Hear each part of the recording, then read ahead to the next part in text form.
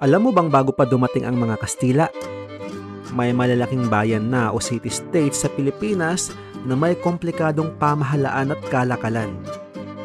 Ang Maynila ay isang Muslim port city na nasa bukana ng Ilog Pasig na may kalakalan na sa maraming bansa sa Asya.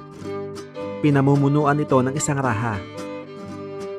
Ang Tondo ay hiwalay na malaking bayan na katabi ng Maynila pero may sariling pamumuno at kalakalan.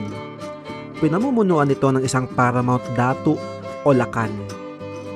Ang Sugbu ay ang Cebu noon, kilala sa kalakalan mula China hanggang Arabia. Ang Butuan ay nagpadala na rin ng diplomatic mission sa China noong taong 1001 AD pa lang.